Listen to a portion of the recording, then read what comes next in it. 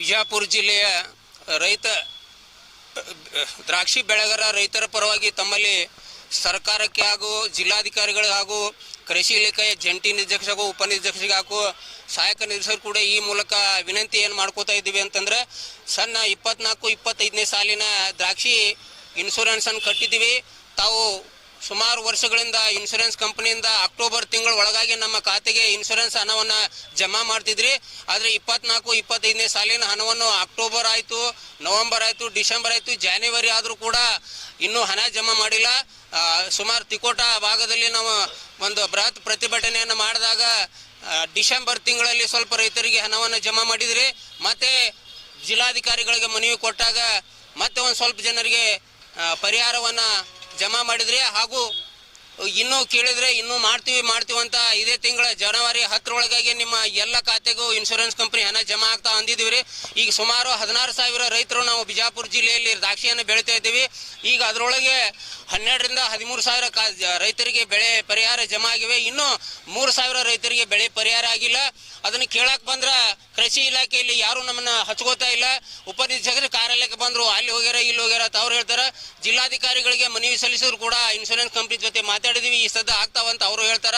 ಈಗ ನಮ್ಗೆ ಕೊಟ್ಟಂತ ಅವಧಿ 10ನೇ ತಾರೀಕಿಗೆ ಮುಗಿದು ಹೋಗಿದೆ. ಈಗ ಮತ್ತೆ ಸುಮಾರು ಇವತ್ತು ತಾರೀಕು 17, 18, 19 ಬಂದ್ರು ಕೂಡ ನಮ್ಮ ಖಾತೆಗೆ ಇನ್ನೂ ಇನ್ಶೂರೆನ್ಸ್ ಕಮ್ಮಿ ಆಗಿಲ್ಲ. ನಾ ಎಲ್ಲ ರೈತರಿಗೆ 2 ವರ್ಷದಿಂದ ಸರಿಯಾಗಿ ದ್ರಾಕ್ಷಿ ಬೆಳೆನೂ ಸರಿಯಾಗಿ ಇಳುವರಿನೂ ಕೂಡ ಬಂದಿಲ್ಲ.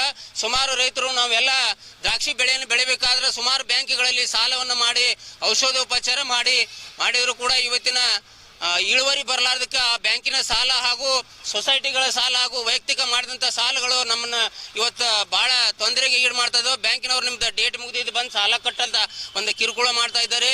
ಹಾಗೂ ವೈಯಕ್ತಿಕ ಸಾಲ ಕೊಟ್ಟವರಂತ ಸ್ನೇಹಿತರು ಕೂಡ ನನ್ನ ಹಣವನ್ನು ದ್ರಾಕ್ಷಿ ಹೆಸರು ಹೇಳ್ಕೊತಾ ಬರ್ತಿದ್ವಿ ವರ್ಷ ಅವರಿಗೆ. ದ್ರಾಕ್ಷಿ ಇವತ್ತು ಬೆಳೆ ಪರಿಹಾರವೂ ಇಲ್ಲ, ಬೆಳೆನೂ ಇಲ್ಲ ಅಂತಂದಾಗ ನಾವು ತುಂಬಾ ತೊಂದರೆ ಆಗಿದೆ. ನಾನು ಬಬಲೇಶ್ವರ ಗ್ರಾಮದ ರೈತನಾಗಿ ನಂದು ಬಬಲೇಶ್ವರ ಗ್ರಾಮದ ಸರ್ವೆ ನಂಬರ್ 1001/4ರಲ್ಲಿ ನಂದು ದ್ರಾಕ್ಷಿ ಬೆಳೆ ಇದೆ.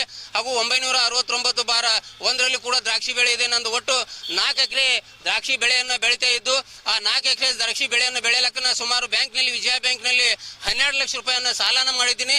ಈ 2 ವರ್ಷದಿಂದ ಇಳುವರಿ ಬರಲಾರ್ದಕ್ಕೆ ಇವು ಬರೀ ಇನ್ನ ಬರ್ತಾವ ಅಂತ ಬರೀ ಅವಧಿನ ಹೇಳ್ತಾ ಇದ್ದಾರೆ. ದಯವಿಟ್ಟು ಈ ಅವಧಿಯನ್ನ ಕೊಡ್ಲಾರ್ದೆ ನಮಗೆ 10ನೇ ತಾರೀಕಿಗೆ ಡೆಡ್ ಲೈನ್ ಕೊಟ್ಟಿದ್ರಿ. ಈ ತಿರುಗಿ ಮತ್ತೆ 20 ತಾರೀಕು ಬಂತು. ದಯವಿಟ್ಟು ಇವತ್ತೇನೆ ಈ ಒಂದು ಬೆಳೆ ಪರಿಹಾರವನ್ನು ನಮ್ಮ ಖಾತೆಗೆ ಜಮಾ ಮಾಡಿದ್ರೆ ನೀವು ಮುಂದಿನ ಯಾವುದೂ ಸಮಸ್ಯೆ ಆಗುದಿಲ್ಲ.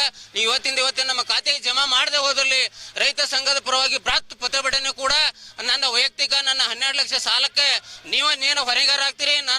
ನೀವು ನನ್ನ 24 ಗಂಟೆಯಲ್ಲಿ ನನ್ನ ಹಣ ಜಮಾ ಆಗದಿರಲಿ ನನ್ನ ಆತ್ಮಹತ್ಯೆ ಮಾಡ್ಕೊಂಡು ನೇಣು ಹಾಕೊಂಡು ನಾ ಸಾವನ್ನ ಮಾಡಿ